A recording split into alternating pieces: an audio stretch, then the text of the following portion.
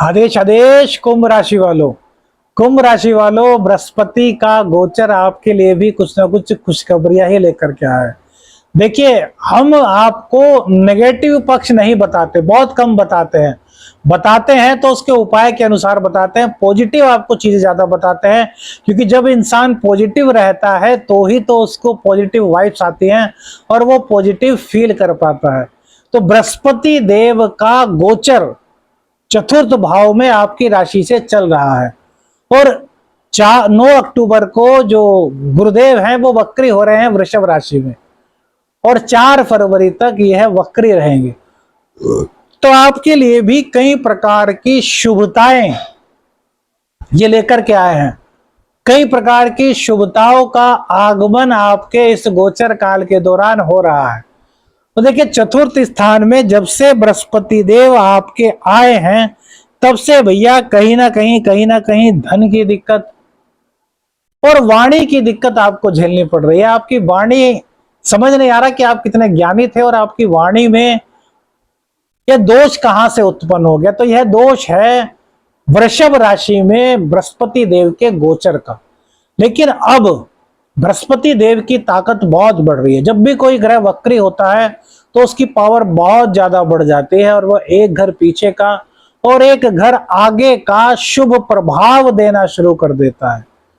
तो चतुर्थ स्थान में आपके गोचर हो रहा है और एक घर पीछे थर्ड हाउस और एक घर आगे फिफ्थ हाउस, अर्थात थर्ड हाउस और फिफ्थ हाउस का प्रभाव भी अब गुरुदेव आपको देंगे। 7.5 का द्वितीय चरण आपको चल रहा है। 29 मार्च 2025 को द्वितीय चरण आपका समाप्त हो जाएगा, तृतीय चरण शुरू होगा।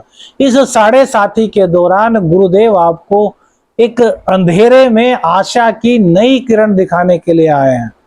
9 अक्टूबर से 4 फरवरी तक सबसे पहले तो आपके अंदर जो जोश खत्म हो गया था, उस जोश को आप प्राप्त कर पाएंगे। उस उमहा को आप इस गोचर काल के दौरान प्राप्त कर पाएंगे।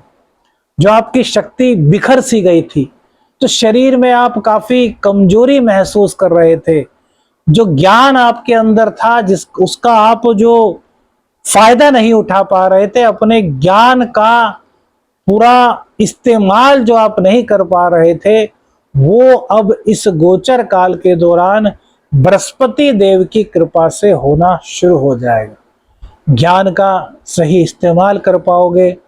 आलस्य का त्याग इस गोचर काल के दौरान आप कर पाएंगे। जितनी भी प्रकार की निराशावादी प्रवृत्तियां थी इस गोचर काल के दौरान, वो सब आपके पास से कोसों दूर चली जाएंगे। छोटे भाई बहनों की मदद करने का सुअवसर इस गोचर काल के दौरान आपको प्राप्त हो रहा है। विशेषतः छोटे भाई बहन जो आपसे थोड़े से अलग से हो गए थे 7.5 में, जिन्होंने आपका साथ छोड़ दिया था, अब कहीं ना कहीं उनको भी अकल आई है। भले ही उनकी जरूरत है, वो जरूरत से ही क्यों ना आपके पास आए हैं, लेकिन यदि आप सामर्थ्यवान हैं तो भैया उन लोगों की कहीं ना कहीं आपको मदद करनी चाहिए। ये हमारी गुजारिश है आपसे। क्योंकि देखिए, व्यक्ति अगर किसी के पास मदद की गुहार लेकर के आता है तो वो 3 तरीके से आता है, भाव से, प्रभाव से। भाव होगा, प्रभाव होगा, और या फिर उसे आपसे पूरी उम्मीद होगी कि यार यह बंदा इस आपातकाल में मेरी मदद कर सकता है, तो उसकी मदद आप यथासंभव कीजिए जितना आपका सामर्थ्य है। नहीं है तो भी अपमान मत कीजिए। यह मत कहिए कि उस टाइम पर तूने मेरा साथ नहीं दिया था, आज मैं तेरा साथ नहीं दूंगा, ऐसा मत कहिए। भाव, प्रभाव, विश्वास, इन तीनों की जो सार्थकता है उसको बनाए रखिए। हाथ जोड़ लीजिए, भैया हम अभी सामर्थ्यवान नहीं जो आपकी सहायता कर सके। जैसे ही हमारा कुछ अरेंजमेंट होता है हम आपको बताएंगे, आपकी सहायता करेंगे। तो इससे गुरुदेव का और शुभ प्रभाव इस गोचर काल के दौरान आपको प्राप्त होगा। यात्राएं बिजनेस पर्पज से इस गोचर काल के दौरान आपकी हो सकती हैं, जो कि सार्थक होंगी, जिसमें कि आपको लाभ होगा। कुल मिलाकर के थर्ड हाउस का सारा जितना भी शुभ प्रभाव है इस गोचर काल के दौरान वह आपको प्राप्त होगा। पंचम हाउस, तो शिक्षा से जो मन में भटकाव हो रहा था, शिक्षा में जो मन नहीं लग पा रहा था, शिक्षा से आप जो हट से गए थे, वो चीजें आपकी दूर होंगी। इस गोचर काल के दौरान शिक्षा में आपका मन लगेगा, शिक्षा ग्रहण अच्छी तरीके से कर पाएंगे। शिक्षा प्राप्त करने में पैसों की कमी आ रही थी या फिर कोई और दिक्कत, कोई और कठिनाई का आपको सामना करना पड़ रहा था, तो वह कठिनाई, वह संकट, वो आपद परिस्थिति बृहस्पति देव की कृपा से आपकी जिंदगी से दूर होगी। संतान को लेकर के किसी तरह की कोई दिक्कत थी तो वो दूर होगी। आप गर्भवती स्त्री हैं, आपके घर में किलकारियां गूंजने वाली हैं और डॉक्टर ने बोल दिया कि यार थोड़ी दिक्कत अंदर है, आपको सर्जरी करानी होगी या फिर यह दिक्कत है, तो घबराइए मत।